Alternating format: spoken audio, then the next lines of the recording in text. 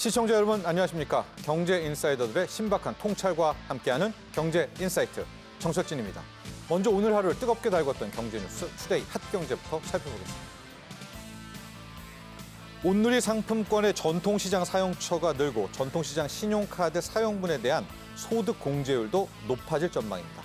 오늘 정부와 소상공인 업계에 따르면 중소벤처기업부는 온누리 상품권 사용처를 확대하기 위해 전통시장법 시행령 개정 작업을 진행 중입니다.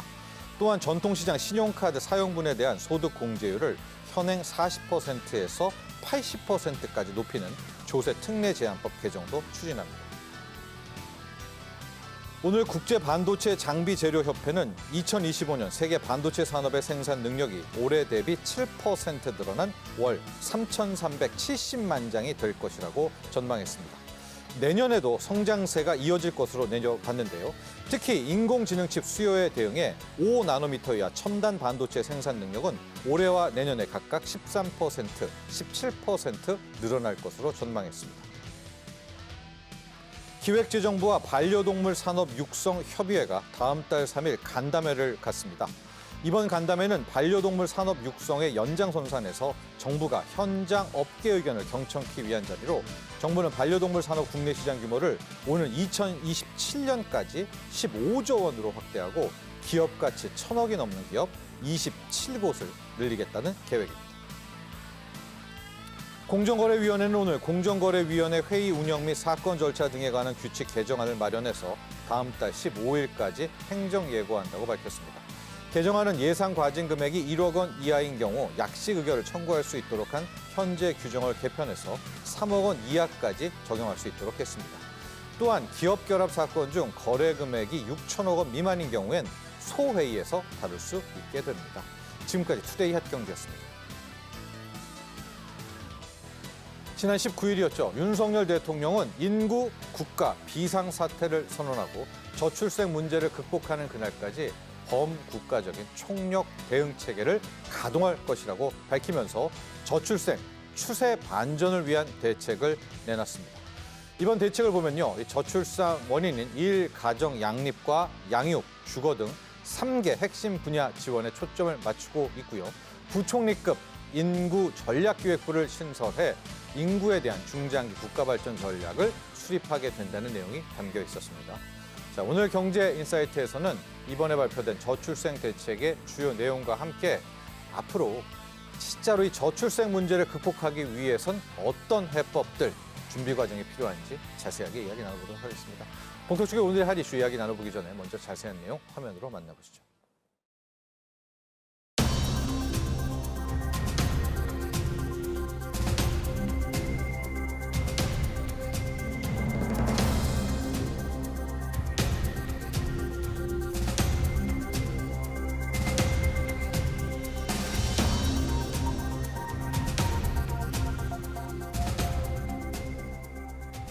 지금 우리 사회가 다양한 도전에 직면해 있습니다만 가장 근본적이고 치명적인 문제는 바로 초저출생으로 인한 인구 위기라고 할 수 있습니다. 급격한 인구 감소가 경제와 안보를 비롯해서 우리 사회 전반에 매우 큰 악영향을 끼치고 있습니다. 급기야는 대한민국의 존망까지 걱정해야 하는 상황을 맞이하게 됐습니다. 저는 오늘 인구 국가 비상사태를 선언하고 저출생 문제를 극복하는 그날까지 범국가적 총력 대응 체계를 가동할 것입니다.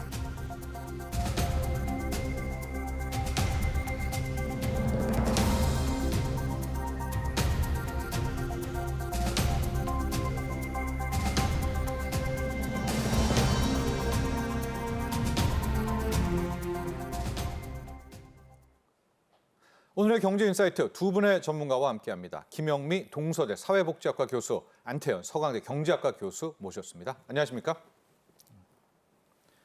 자, 먼저 우리 두 분 모두에게 공통 질문 하나 던지도록 하겠습니다. 역시 윤석열 대통령 이번에 인구 국가 비상사태를 선포를 했었고요. 저출생의 추세 반전을 위한 대책 목표가 아주 명확합니다. 추세 반전을 하기 위한 이제 대책을 발표를 했습니다. 특히 이걸 바꿀 때까지 매달 저출생 관련한 회의를 하고 대책도 마련한다 하고 이제 첫 번째 대책이 나온 셈인데요. 먼저 김영미 교수님, 이번 대책이 지금까지 나왔던 저출생 대책과 좀 다른 점이라든가 전반적인 어떤 느낌을 받으셨는지 총평 좀 부탁드립니다. 예, 일단은 대통령과 정부의 강력한 의지를 보여준 발표였다라고 생각을 하고요. 2015년 이후에 출산율이 한 번도 반등한 적이 없습니다. 그리고 2018년에는 급기야 1명 아래로 떨어지는 초유의 상황이었는데요. 예. 작년 3월에 7년 만에 대통령께서 주재하시는 저출산고령사회위원회 회의를 개최하고 올해 또 이렇게 회의를 개최하면서 비상사태 선언까지 네. 하셨다라는 것은 그간 1년 동안 우리 사회의 이 인구 문제에 대한 관심 그리고 이제 이게 그냥 둬서는 절대 안 되겠다라는 그런 위기 의식이 발로했고요. 그렇습니다. 그래서 1년 동안 많은 수요자들을 만나면서 개선 요구를 받았던 정책들이 종합적으로 다 담겨 있다라는 이제 그런 말씀을 드리고요. 제가 이제 한 가지 아쉬운 부분은 사실 네. 정부의 아쉬운 건 아니고요. 우리가 97년도 IMF 경제 위기 때를 한번 생각해보고 비교를 해보시면 이해가 되실 것 같은데요. 네. 그때도 이제 국가 부도를 선언한 상황이었죠. 그러면서 비상사태죠, 그때도. 그렇죠. 예. 예, 그리고 나서 정부뿐만 아니라 기업과 온 사회, 시민사회가 총력전을 벌였습니다. 사실은 인구 문제 같은 경우에는 즉각적으로 경제 위기만큼 체감할 수 있는 어떤 변화가 있지 않기 때문에 아마 대통령께서 저렇게 비상사태 선언을 하셨어도 국민들께서는 과연 이런 비상 상황인가 체감하지 못하실 수도 있습니다. 그렇기 때문에 정부의 정책 발표와 그리고 선언에 이어지는 기업과 그리고 노사, 시민사회, 국민 모두의 관심과 그리고 이 정책들이 잘 추진되어 나가도록 그리고 사실은 정책만으로 해결할 수 없는 산적한 사회구조 개혁의 과제들이 너무나 많습니다. 이 과제들이 잘 추진돼 나갈 수 있도록 힘을 모으자라는 정부의 간절한 손내밀기가 아닐까라는 그렇게 저는 평가를 하고 있습니다. 안 교수님, 이제 이번에 거의 첫 번째 대책이 나온 겁니다. 이게 끝이 아니고요. 여기서부터 시작이다라는 것으로도 한번 총평 부탁드리고 국민들도 아마 아실 겁니다. 이게 단기적으로 대역전이 가능한 건 아니죠. 그만큼 우리가 끈기 있고 지속적인 또 추진도 필요할 것 같습니다. 예, 뭐 단기적으로 이 문제가 해결된다는 건 거의 어렵고요. 네. 사실은 인구 문제는 한 20년 전서부터 계속 얘기가 나왔던 부분이고 예. 그럼에도 불구하고 이제 정책들이 많이 마련되고 얘기들이 많이 있었습니다만 좀 집중과 선택이 좀 부족했었던 것 같고요. 과거 지금 김영미 교수님께도 말씀해 주셨지만은 저출산 고령사회위원회가 과거 한 1, 2년 동안 그 맞벌이 부부라든지 청년이라든지 이런 정책 수요자들 얘기를 좀 많이 청취를 하시고 예. 뭐 그 고민한 흔적이 상당히 보이는 것 같습니다. 네. 그래서 리스트를 보면 굉장히 많긴 한데요. 세 개의 분야로 이제 압축을 하셔가지고 어느 부분에 더 초점을 맞춰야 할 것인가 이런 부분에 대해서 좀 정리를 잘 해주신 것 같고요. 네. 그런데 이제 일단은 이게 이제 뭐 그 장기적인 문제니까 이 집중해서 지금 금방 이렇게 해결한다기보다는 이걸 토대로 그 인구 문제 해결을 위한 그런 기폭제로 네. 활용됐으면 바랍니다. 네, 그렇습니다. 이제 큰 아웃라인이 정해진 겁니다. 이제 일, 가정, 양립이라든가 양육이라든가 또 거주, 주거 이런 식으로 이제 정부가 3개 방향을 해놨고요. 대책들 나왔지만 이걸 하나하나 업데이트하고 또 보강하고 그럴 예정입니다. 자, 이렇게 방향성은 잡혔고 이제 국민과 합해 힘을 합쳐서 달려나갈 또 그럴 일만 남았는데 김 교수님, 아마 이건 많이 들었을 겁니다. 외국의 전문가 교수님들과 경제학자들이 오히려 지금 우리 대한민국을 걱정하고 있는데 우리의 저출산 상황이 진짜 어느 정도입니까? 솔직하게 어느 정도로 심각합니까? 정말 망했다 할 정도의 상황인가요? 대한민국 망했다 이 정도의 평가를 들을 만한. 네, 역사상 유례를 찾아볼 수도 없고 네. 전 세계 뭐 선진국, 후진국 다 따져봤을 때도 유례를 찾아볼 수 없을 정도로 심각한 상황입니다. 예. 사실은. 그리고 근데 사실은 출산율이라는 것은 종합 성적표라고 할 수 있거든요, 일종의. 이게 무슨 뜻일까요? 예. 출산율이 역대급이다라고 하기 이전에 그 낮은 출산율을 만든 여러 가지 구조적인 요인들이 사실은 대한민국은 전 세계의 뭔가 유례를 찾아볼 수 없을 정도로 역대급입니다. 네. 수도권 집중도 그렇고요.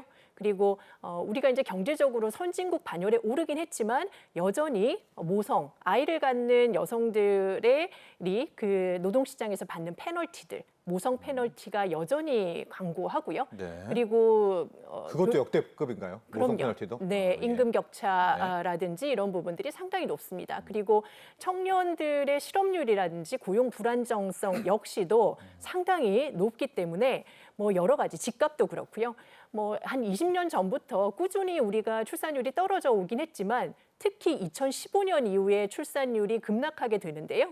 그 배경에 있는 여러 가지 요인들, 집값이라든지 네. 그리고 여러 이제 산업 같은 경우에도 4차 산업혁명 그 기술을 활용한 여러 산업들이 수도권에 집중되면서 청년들의 수도권 쏠림이 더 심해졌습니다. 그러다 보니까 수도권에 인구가 밀집돼서 인프라가 부족해지고 아이 낳고 키울 수 있는 그런 유리한 환경들이 만들어지기가 어렵고요. 예. 지방 같은 경우에는 빠져나간 청년들 때문에 그나마 있던 양육과 교육이나 이런 의료 인프라가 무너지게 되는 이런 불균형이 점점 심화되고 있다. 예. 그래서 우리가 사실은 출산율 수치만 역대급이다라는 거에 초점을 맞출 것이 아니라 이 종합적인 성적표로 귀결되게 만든 많은 구조적인 요인들 역시도 다른 선진국들하고 비교했을 때 상당히 열악한 상황이기 때문에 수치를 올리기 위해서는 이 구조적인 요인들을 해결해 나가기 위한 그런 노력들이 우선돼야 된다라는 말씀을 좀 드리고 싶습니다. 그래서 토론회를 보면은 지방의 뭐 지방 균형 격차 오히려 지방 문제를 해결하면 출산율이 늘어날 것이다. 이것도 또 맞는 얘기네요. 이제 네. 여러 가지 해법들 중에서 그렇죠. 네. 수도권 집중이라든가 도시화 때문에 저출생이 됐다. 이런 분석도 하나를 또 이루겠습니다. 그렇죠? 네. 집값 때문에 저출생이 됐다. 이것도 맞는 얘기고. 이걸 다 해결을 해야 되려니까 참 더 어렵게 느껴지는데 그래도 가능은 한 거죠. 우리가 하나씩 가본다면은. 교수님 어떻습니까? 예, 사실은 구조적 요인들 하나하나 생각하다 보면 과연 이게 해결이 될 수 있을까? 안 될 것 같아요. 오히려 이런 전망들이 청년들로 하여금 더 미래에 대해서 비관하게 만드는 예. 그래서 결혼하고 출산하고자 하는 의향을 더 부정적으로 만들어 버릴까 봐 저는 사실은 굉장히 우려스러운 부분이 있습니다. 그래서 사실은 비상사태를 선언하고 위기다라는 것을 과도하게 얘기를 하다 보면 이것이 더 비관적인 정서로 흐르기 때문에 네. 그렇기 때문에 저는 이제 여러 그 구조개혁 중에 최우선이 돼야 된다라고 생각하는 부분이 일과 가정을 양립할 수 있는 노동 환경, 일터를 혁신하는 것이 최우선이 돼야 된다. 요번에 이제 세계 3대 영역에 초점을 맞춰서 네. 발표를 하셨는데요. 좀 이따 우리가 이건 하나씩 또 볼 단순히 거고요. 정책이 아니라 우리 사회의 전반적인 노동 환경 구조를 사실은 바꾸는 거고요. 이거 하나만이라도 제대로 되게 만든다면 저는 이제 많이 이렇게 복잡하게 얽혀 있는 구조적인 난맥상들을 네. 좀 풀어갈 수 있는 실마리가 될 수 있지 않을까라는 생각을 합니다. 네. 이게 막 엉켜 있을 때는 그냥 가위를 하나를 딱 잘라버려서 네. 풀어야 되는데 네. 교수님은 하나를 딱 자른다면 역시 첫 번째 우리 아젠다였었죠. 네. 일과 가정 양립. 네. 여기부터 출발을 좀 하자. 저희가 그걸 사를 소주제는 또 뒤에서 하나씩 다뤄볼 텐데요. 그런 제언을 주셨고요. 자, 안 교수님, 여러 가지 분석 중에 제가 이제 좀 잘하는 부분이 주식인데 주식도 오르려면 바닥을 쳐야 오른다. 그래서 바닥이 어디냐 이런 얘기를 많이 하거든요. 이 합계 출산율도 지금 전문가분들이 내놓은 것이 0.65명까지 가면 바닥을 치고 그 다음부터 오를 것이다. 근데 바닥을 친다는 거는 좀 나름 기쁘지만은 0.65명까지 가면 안 되잖아요. 근데 갈 수밖에 없는 길인가요? 이걸 어떻게 해석을 해야 되죠? 어떻게 하냐에 따라서 이제 달라질 것 같은데요. 그냥 이 상태로 간다면은 진짜 0.65 그리고 지금 서울 같은 0.65. 경우는 0.55 정도거든요. 그러니까 지금 예. 우리나라에서도 이제 뭐 그 도시마다 그 지역마다 이제 출산율이 좀 다른데 대도시 지역일수록 인구 집중이 심하면 심할수록 출생률이 좀 낮습니다. 예. 아무래도 경쟁도 심하고 맞아요. 그럴 것 직업 같아요. 비용도 비싸고 네. 하기 때문에 높거든요. 그리고 또 우리나라가 지금 1점 미만 유일하게 OECD 국가 중에서 1점대 미만인데요. 우리나라처럼 1점대 미만인 국가들이 좀 있습니다. 홍콩이라든지 대만이라든지 뭐 싱가포르 이런 이제 뭐 국가라든지 도시라든지 이런 작은 이제 도시 국가들 같은 경우는 이제 낮은데 그걸 빼놓고는 우리가 좀 이하거든요. 네. 그러니까 그런 측면에서 봤을 때는 김 교수님께서도 말씀하셨지만 인구 집중도도 문제가 되고 노동시장의 문제들도 상당히 큽니다. 그리고 이제 일가정 양립 이게 저도 제일 가장 중요하다고 생각하는데요. 그런 문제가 이제 지금은 0.65로 더 떨어질 전망이고 또 이런 문제가 이제 불거지고 아이 키우기 어렵고 팍팍하다 보니까 출산 의향이 없다고 하는 친구들이 많습니다. 많아요. KDI 예, 예. 2020년 KDI 조사를 보면은 여성의 경우는 그러니까 지금 25세에서 34세면은 지금 아이를 낳고 결혼을 하고 그럴 나이인데 네. 앞으로도 그러니까 뭐 지금 내년도 아니고 앞으로도 출산 의향이 있냐고 한 질문에 여성은 63%가 없다 그러고 남성은 52% 절반 이상은 없다고 하거든요. 그 이유는 사실은 뭐 결혼 자금 부족, 뭐 고용 상태 불안정 뭐 이런 것도 포함돼 있지만 일단은 결혼 필요성이 없다고 또 했는데 그것도 동시에 발생하는 그 기저가 일단은 나 하나 건사하기도 힘든데 애를 어떻게 키우겠느냐. 그리고 키우는데 너무 힘든 거 아니냐. 그렇게 그리고 답은 안 했지만 네. 이제 저번에 네. 깔려 있다는 거죠. 깔려 있는 예, 거죠. 예. 사교육도 뭐 예. 애들 교육시키려면 힘들고요. 예. 그러니까 이런 문제가 좀 해결이 돼야 되는데 기본적으로 지금 일가정 양립이랑 아이 키우는데 도움을 주는 돌봄 환경을 제공한다든지 그리고 이제 이 핵심 과제나 이런 3대 분야에 직접적으로 나오진 않았지만 일가정 양립 자체가 성 역할 평등 이런 부분들이 이제 같이 들어가야 되는 거거든요. 그러니까 동시에 이제 같이 맞물려야만이 이 아이를 키울 수 있는 그런 환경이 되고 이제 뭐 그리고 또 이제 좀 앞으로 말씀이 나오겠습니다만은 일가정 양립이나 교육 돌봄에 있어서도 공직 돌봄이나 이런 부분을 채널을 확대하고 틈새 보육 이런 거를 확대를 해야 되지만 기본적으로는 아이를 키울 수 있게끔 근로시간이라든지 유연화 이런 게 필요합니다. 사실은 뭐 그냥 비용만 생각을 하면 그냥 뭐 100% 다 맡겨버리고 국가에서 다 키워주고 애는 안 키우고 그러니까 진짜 무슨 영화 매트릭스의 뭐 한 장면처럼 그냥 애 이렇게 공장에서 나오고 그냥 공장 그렇죠. 애만 낳기만 하면 낳고, 된다. 낳으면 그렇게 낳기만 사는 거죠. 해줘라. 그러면 그건 뭐 그냥 그렇게 하면 가장 쉬운 방법이 될 수도 있는데 사실은 애 키우는 그런 가치를 우리는 사실은 그렇게 안 쳐줬죠, 지금까지는. 얘기를 안 하고 네. 그냥 뭐 애를 키워야 되니까 이런 정도로만 생각을 했거든요. 근데 그런 시간은 직접 돌봄으로서 나오는 겁니다. 그렇지 않고서는 나오질 않기 때문에 그분하고 같이 맞물려 가지고 엄마 아빠 다 양육에 참여해서 돌보는 그런 가치 있는 시간을 가질 수 있도록 만들어주는 게 필요하다고 생각합니다. 그래야만 저출산이 좀 반전이 되고 인구 문제가 좀 해결되지 않을까 생각합니다. 그러나 교수님도 0.7명대에서는 현재 추세라면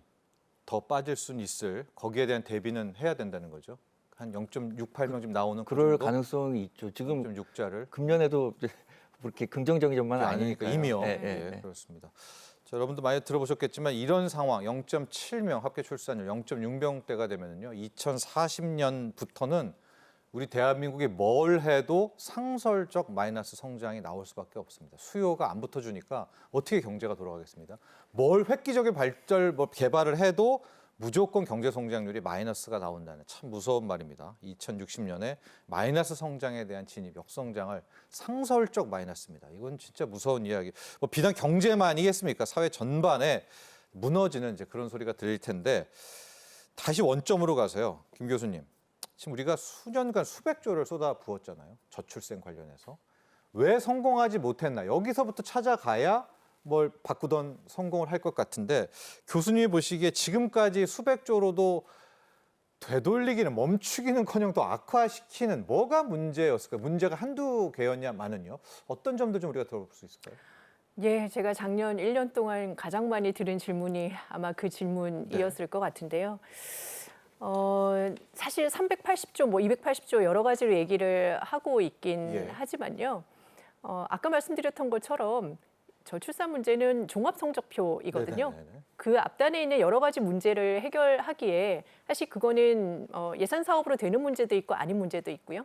그리고 예산 같은 경우에도 그게 충분했나라고 했을 때는 저는 물론 이제 돈을 투입을 했는데 결과가 처참한 성적표를 받았으면 정책이 실패했다라고 생각은 하지만 그 원인은 그러면 그 정책이 잘못됐다라기보다는 좀 따져봐야 될 필요가 있을 그렇습니다. 것 같습니다. 일단 하나는 말씀드린 것처럼 이 사회구조적인 개혁에 대한 논의들이 전혀 없이 예산 사업, 정책 사업 몇 개를 이제 추진하는 것 정도. 사실은 그걸로는 해결이 안 되고요.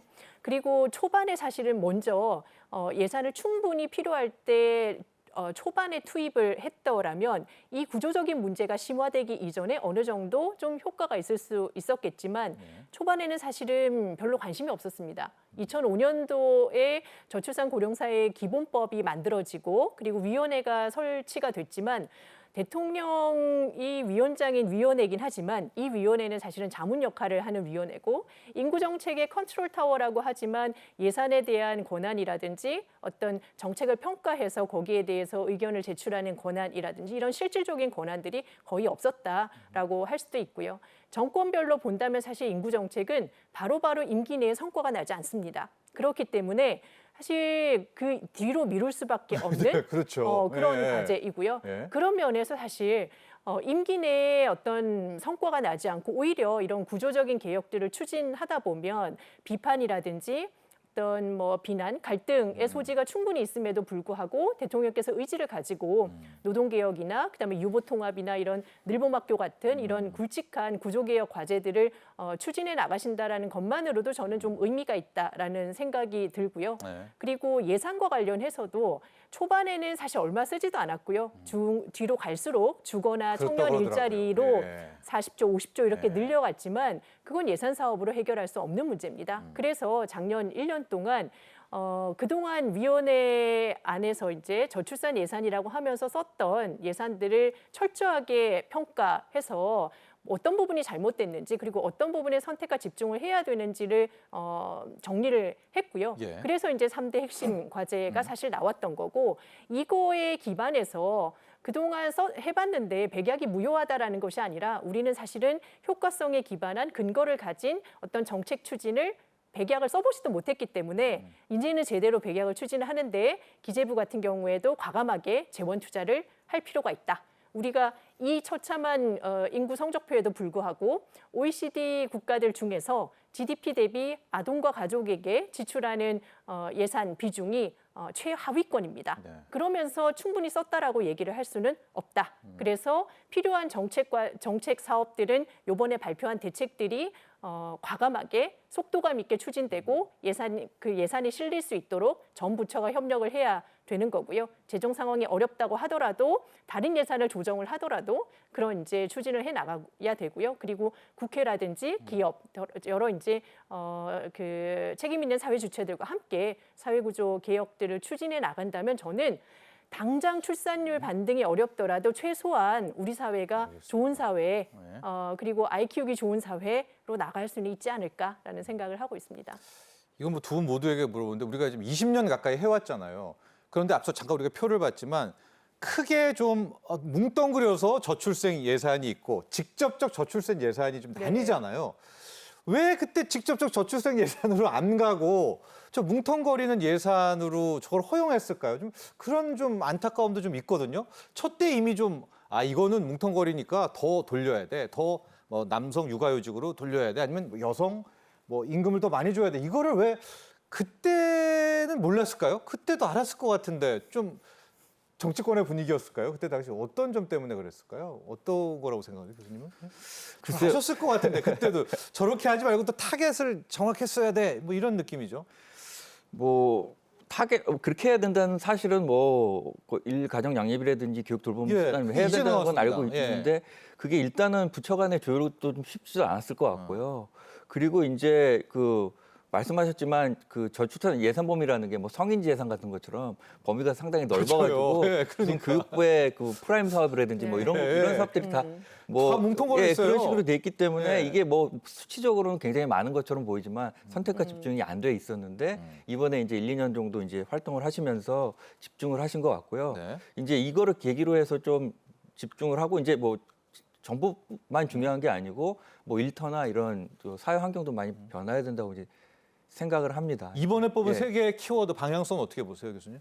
방향성은 이제 예. 맞다고 봅니다. 저도 가장 중요한 건 일가정 양립이라고 생각합니다. 왜냐하면은 지금 일가정 양립이라는 게 이제 두 가지가 제가 들어가 있다고 생각을 하는데요. 그러니까 여성이 돌봄의 주체이고 그렇기 때문에 일단은 아이를 양육을 함에 따라서 육아 페널티가 발생을 하게 되고 네. 이게 지금 각 국가적으로 그 모성 페널티라고 하나요? 그런 것들이 이제 발생하는 게 이제 연구가 많이 돼 있는데요. 물론 이제 스웨덴이나 이런 국가들도 상당히 뭐 잘 돼 있는 국가라고 하더라도 모성 페널티가 있다는 것이 연구가 되어 있습니다. 근데 우리나라 같은 경우는 그보다 훨씬 더 높은 걸로 이제 연구가 되었고요. 그러니까 그런 환경에서 이제 특히 우리나라 같은 경우는 이 뭐 다른 국가들은 더 먼저 그렇게 됐긴 했지만 여성의 이제 교육 수준이 상당히 높아졌거든요. 한 2000년대 중반에서부터 대학 진학률은 남성보다 높아졌어요. 그래서 지금은 예. 대학 진학률이 우리나라가 제일 높은데 남성 같은 경우는 65% 정도 되고 여성은 70%, 72% 정도 됩니다. 그렇기 때문에 실상 이렇게 교육은 많이 받은 상태에서 그냥 뭐 그 전통적인 성역할로 모성 페널티는 예, 더 커지고. 예. 예. 그러니까 일을 하고자 하는데 뭐 육아 페널티가 있으니까 애를 못 낳게 되는 거죠. 근데 그렇다고 과거로 회귀를 해서 옛날처럼 성역할을 그대로 해라 이런 건 말이 사실 안 되는 거고요. 네. 그리고 사실 많은 발전된 국가에서는 여성이 참여를 많이 함과 동시에 출산율도 높아진다기보다는 덜 떨어지는 거죠. 워낙 전통적 성기범 안에 있었던 OECD 국가들이 출산율이 많이 하락을 했거든요. 우리나라처럼요. 예. 그러니까 포르투갈이나 뭐 이탈리아나 스페인 같은 예. 경우는 출산율이 굉장히 우리나라보다 조금 위지만 거의 우리나라보다 조금 웁니다. 예. 근데 그 국가 같은 경우들은 사실은 전통적인 그 가부장 약간 그런 이탈리아도 경험이 비슷하죠, 우리랑. 그렇죠. 예. 비슷하니까 옛날에 같은 경우에는 80년대 전만 해도 뭐 여성 경제 참가율이 좀 낮았고요. 그와 동시에 출산율도 높았습니다. 그러니까 마치 국가 안에서 보면은 여성이 출산을 하고 결혼을 하고 그러면은 참가율이 낮잖아요. 예. 국가 간 비교해도 그게 이제 나왔거든요. 그러니까 여성이 경제활동 참여를 많이 하면은 출산율이 높고, 그러니까 그런 관계가 성립을 했는데 90년대 이후로는 그게 국가 간 비교, 특히 발전된 OECD 국가 안에서는 그게 성립하지 않고 오히려 반대 방향이 성립을 합니다. 그렇기 때문에 우리가 그쪽 방향을 생각을 한다면은 동시에 일가정 양립을 해주는 그런 정책이 반드시 필요하다고 생각을 합니다. 말은 많았는데 네. 실제로 네, 네, 예. 네. 예. 네, 앵커께서 그때 알았을 때 네. 과감하게 어떤 정책 추진이나 예산 투입이 이루어졌으면 얼마나 좋았을까. 예. 제 마음이 그렇습니다. 사실은 작년 한 해 동안 해외에서 많은 석학들을 모셔왔는데요. 저도 한 뭐 연구한 지 거의 20년 가까이 되지만 국내에서 많은 연구자들이 부르짖었던 것들이 예. 그동안 사실은 이루어지지 않았다가 이 위기 상황에 와서 해외 석학들의 목소리를 통해서 그 얘기를 들으면서 이제 국내의 이제 전문가들 역시 들 같은 경우에는 굉장히 좀 이걸 10년 전에 좀 정부가 했더라면 얼마나 좋았을까라는 그런 얘기를 많이 하십니다. 근데 그것은 예. 우리 사회의 어떤 성장 발전의 패러다임 자체가 많은 것들을 가족을 희생시키면서 해왔고 가족 안에서 이루어지고 있는 돌봄이라든지 이런 부분에 대해서 가치 부여를 하지 않았던 그 결과가 저는 지금에 이르렀다라는 생각이 들기 때문에 지금이라도 사실은 이런 변화를 뭔가 적극적으로 이제 추진을 해 나갈 필요가 있다라는 말씀을 드립니다. 그렇죠. 그 솔루션 해법은 아마 20년 전에도 우리 전문가분들이 알고 있었을 겁니다. 또 그때도 제시를 했었고. 근데 그때 당시는 우리 사회가 그걸 받아들일 만한 수준이 안 됐다. 이렇게 우리가 해석해보면 되겠죠. 지금 우리가 그 정답을 안 게 아니라 이미 정답은 있었는데 이제서야 우리가 좀 마치고 그 길을 간다. 이렇게 이해하시면 될 것 같습니다. 자, 정부는 그동안 백화점식이라는 이 저출생 대책의 한계를 극복하기 위해서 방금 전에 말씀드렸죠. 일가정 양립, 양육, 주거 이렇게 3대 핵심 분야를 정하고 역량을 모으기로 했습니다. 자, 범국가적인 총력 대응 체계를 가동하다고 선언을 한 만큼 이제 뭐 효과가 나타날지 기대도 크고 많은 준비를 해야 될 것 같아요. 준비된 영상 보시고 난 뒤에 우리가 보완할 점 어떻게 풀어갈지 그것들 하나하나 이야기 나눠보도록 하겠습니다.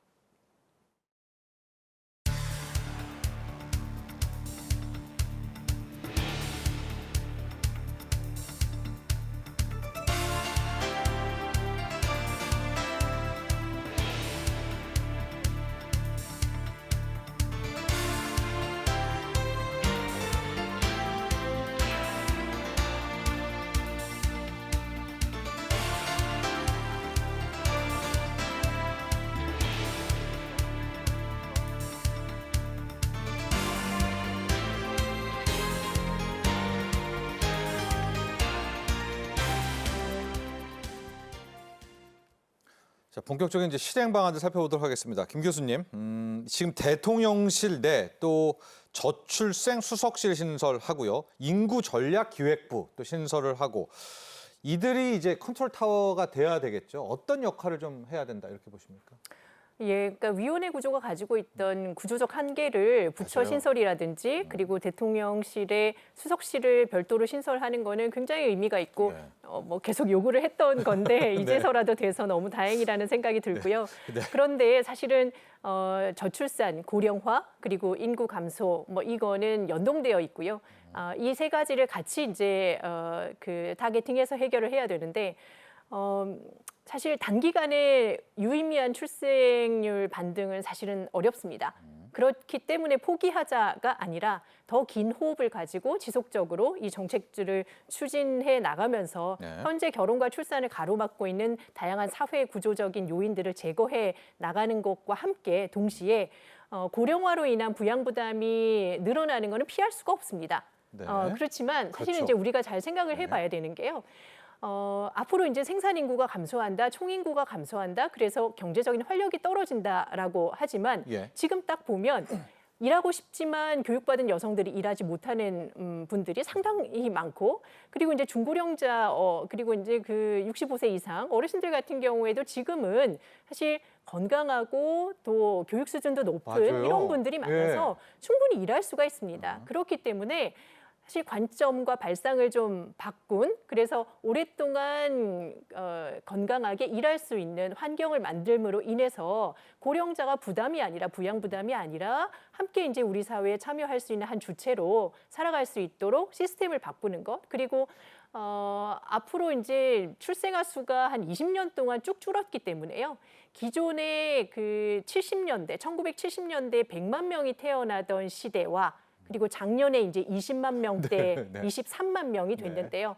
근데 우리 시스템들, 교육이나 여러 시스템들이 아직도 100만 명 시스템에 사실 맞춰져 있습니다. 그래서 급격한 변화로 인해서 여러 가지 부정적인 영향들이 곧 발생할 오겠죠. 수 있는데요. 네. 그걸 대비하기 위한 적응 전략들도 같이 추진이 돼야 된다라는 생각이 듭니다. 그래서 출생률 반등과 함께 부양 부담을 완화하기 위한 전략 그리고 축소 시대에 맞춰서 적응하는 전략, 단순히 양적인 성장이 아니라 질적인 성장을 꾀할 수 있는 그런 성장과 그리고 복지 이런 선순환의 혁신 전략을 수립하는 것이 이 인구전략기획부가 해야 되는 역할이다라는 생각이 들고요. 그렇기 때문에 지금 현재 많은 그 국가 어떤 전략들이 있습니다. 예. 지방시대 종합계획 같은 경우에는 지방 균형 이 문제를 다루고 있고 그다음에 국가교육위원회에서 교육 전반적인 전략을 다루고 있고 네. 청년정책 기본계획 이런 기본계획들 안에 기본계획이 되는 이 모든 계획들을 아울러서 총체적인 어떤 인구 전략들을 수립하는 그런 역할들을 수행해야 된다라는 생각을 하고 있습니다. 그렇습니다. 뭐 위원회가 나쁘다는 게 아니라요. 근데 이런 저출생 관련한 것들은 위원회 쪽으로 가면은 그 속도가 그렇잖아요. 그래서 인구조절 기획부 쪽으로 가는 것이 일단 좀 빠른 추진할 수 있는 또 그런 역동성도 강화할 수 있겠고요. 좋은 지적 우리가 해주셨습니다. 이제 김 교수님께서 저출생도 중요하지만 곧 아이들이 지금 100만 명 시대에서 20만 명으로 줄이니까 얼마나 많이 시스템 붕괴가 일어나겠습니까? 이것도 컨트롤 타워로 함께 좀 해결하는 역할을 해줬으면 좋겠다. 이런 제언도 해주셨고요. 자, 이제 세부 항목으로 들어가 보도록 하겠습니다. 안 교수님, 첫 번째, 일가정 양립. 이 중에 가장 많이 언급됐던 거, 뭐 하나하나 다 할 수는 없고요. 육아휴직 부분들 한번 자세하게 우리 시청자분들에게 이야기를 해주시면 어떨까. 제가 참고로 이제 2006년도에 첫 아이를 낳았을 때 제가 반차를 받았어요. 그래서 아이를 보고 나서 제가 오후에 가서 다시 그때 이제 기자여가지고 기사를 썼던 기억이 이제 나는데 그때 비하면 지금은 엄청 또 라떼가 아니라요. 좀 많이 바뀌었죠. 좀 바뀐 것 부분 좀 한번 설명해 볼까요? 네. 일단은 많이 바뀌었고 또 네. 좀 확대한다고 발표를 했습니다. 네. 그리고 특히 이제 금전적으로 그 월 150만 원 육아휴직 월급의 상한액이 250만 원으로 이제 올려지거든요. 네. 이제 뭐 첫 3개월에만 먼저 적용된다고 이제 하고 그 다음에 이제 감액이 되지만 이 정도 250만 원 정도가 되면은 뭐 부부 합산해가지고 어느 정도 그래도 육아도 하면서 예. 그럴 시간을 보낼 수 있는 그런 시간이 좀 된다고 생각을 하고요. 네. 그리고 이제 또 중요한 것 중에 하나가 이제 일단은 일가정 양립 하면서 아이를 돌보는 시간을 확보를 하는 거잖아요. 네. 그렇기 때문에 이렇게 통으로 이제 처음에는 많이 이제 필요하지만 중간중간에 이제 단기 육아 같은 것들이 이제 필요합니다. 맞아요. 예. 그리고 분할도 좀 시켜주고 예. 그래서 이제 분할을 해주는 그런 것들도 마련을 하고 분할 사용 횟수로 2에서 3회로 확대를 하고 또 2주만 사용하는 단기 육아제도가 도입이 되는데 예. 실제로 이제 뭐 어린이집이나 유치원 아이 뭐 돌봄을 맡기지만 사실 방학 기간이 있습니다. 그 기간이 한 2주 정도 되거든요. 그때 딱 애매모호한데 만약에 그게 이제 뭐 부모님한테 뭐 부탁하기도 보통 하고 그러죠. 단기로 이제 예. 뭐 하기도 하지만 이런 게 있으면 상대적으로 네. 일터에서 좀 엄마든 아빠든. 네. 엄마든 아빠든 다 할 수 있고 그런 단기로 쪼갠다든지 이런 게 상당히 저는 통으로 있는 것보다도 어찌 보면 더 중요한 것 같습니다. 왜냐하면 예. 경력 단절에 이게 어찌 보면은 이제 도움이 되는 문제거든요. 그쵸. 특히 여성 같은 네. 경우에. 그리고 시간 단위로 쪼개서 사용할 수 있도록 한 그런 가족 돌봄 휴가라든지 배우자 출산 휴가 이런 것들이 굉장히 도움이 된다고 생각합니다. 그러니까 통으로 이렇게 쫙 주는 뭐 이런 것도 예. 중요하지만 학교로 가야 된다든지 뭐 중간에 이제 뭐 해야 된다든지 이런 부분에 상당히 이런 것들은 상당히 의견 청취를 많이 하신 것 같아요. 네. 저도 정통 수요자 입장에서 참 필요했다고 생각하는 아빠 부분인데 휴가도 또 꽤 되잖아요. 그렇죠. 아빠 휴가도 출산 많이 휴가. 있고. 예. 그리고 아빠 휴가도 이제 그 출산 휴가도 20일 인가요? 20일로 예. 사실상 근무일이 20일이니까 한 달 한 정도 달이죠, 되는 한 달. 거거든요. 예. 한 달 정도는 이제 뭐 같이 이제 시간을 보내면서 육아에도 참여를 하고 그리고 아빠가 육아를 좀 참여를 많이 해야 특히 어릴 때 많이 참여해야 서로 간에 그 공감대를 많이 형성을 하거든요. 네. 그러니까 옛날 같이 그렇게 완전히 이렇게 분담하는 완전히 다른 역할하는 전담. 게 예. 아니니까 그게 상당히 필요하다고 생각이 됩니다. 그리고 여성 경제활동 참여 관련돼서 아까 말씀드렸지만은 이게 사실은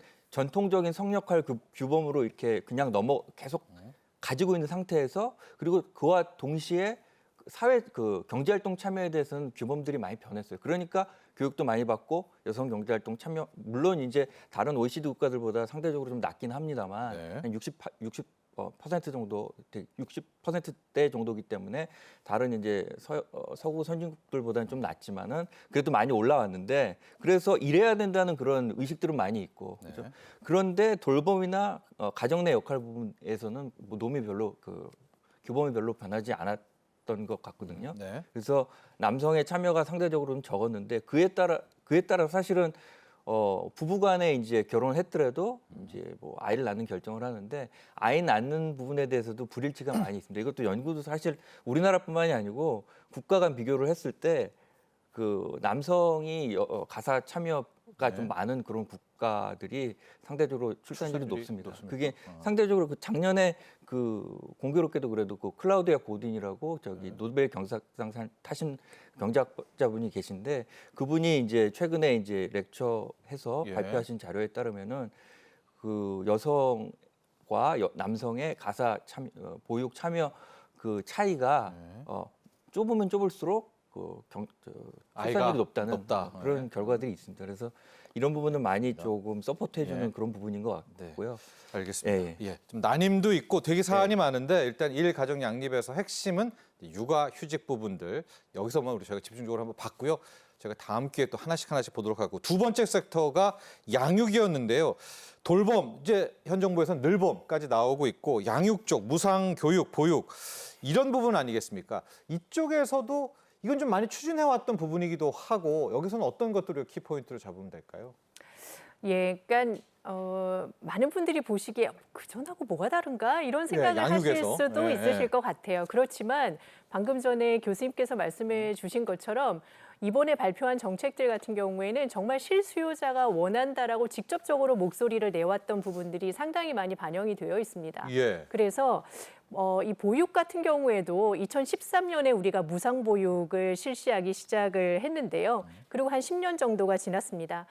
지금은 사실 부모들의 가치나 요구가 굉장히 눈높이도 높아졌습니다. 네. 단순히 어린이집 지어서 맡길 수 있게 하는 것뿐만 아니라 그 안에서 돌봄의 질도 상당히 중요하게 생각을 하고 있기 때문에 대통령께서도 그런 말씀하셨어요. 그러니까 출산율도 중요하지만 태어난 아이들이 건강하고 행복하게 자랄 수 있도록 특히 이제 돌봄 그리고 초등학교까지는 국가가 책임지고 양질의 교육 돌봄 서비스를 제공하는 거에 초점을 두겠다라고 말씀을 하셨고 네. 그 방향대로 저는 지금 나아가고 있다라는 생각이 듭니다. 그런데 앞서 말씀하신 그 육아휴직이나 일터와 교육이 같이 가야 됩니다. 예, 이게 따로따로 가면 어떤 분들은 그래요. 뭐 직장에서 뭐 야근하고 늦게까지 마치니까 어린이집도 8시까지 문을 열어주세요. 저는 그건 많이 들어봤는데. 네. 그 얘기는 너무너무 네. 정말 과거 성장 시대에 과로하던 시대에 맞는 거고요. 예. 우리 청년들은 지금 제가 많은 청년들을 만나봤지만 돈 주는 것보다는 직접 아이 키우면서 아이와 시간을 보내는 걸 너무너무 원합니다. 그래서 이거를 별개가 아니라 한 틀 안에서 우리가 이거를 사회적인 돌봄 체계라고 얘기를 하는데요. 그 돌봄 체계 안에서 아이가 태어나며 한 1년 6개월 정도까지는 부모가 같이 직접 육아휴직을 쓰면서 배우자 출산휴가를 쓰면서 돌볼 수 있도록 하고요. 이거 역시도 지금 현재는 고용보험 시스템에 그러니까 묶여져 있기 때문에 네. 실제로 못 쓰는 분들이 상당히 많습니다. 그래서 육아휴직 급여를 일하는 모든 부모가 쓸 수 있도록 스웨덴식 어떤 부모보험이라든지 이런 시스템으로 개편해 나가는 것이 직장 중장기적으로 문화를 아예 바꿔야 되겠네요. 필요하고요. 네. 그래서 한 뭐 24개월 정도 되면 어린이집에 갈 정도가 네. 된다면 어린이집에 맡기고 그때부터는 유연근무나 탄력근무, 재택근무를 같이 병행하면서 최소한 4시까지는 퇴근해서 아이를 좀 돌볼 수 있도록 하는 문화.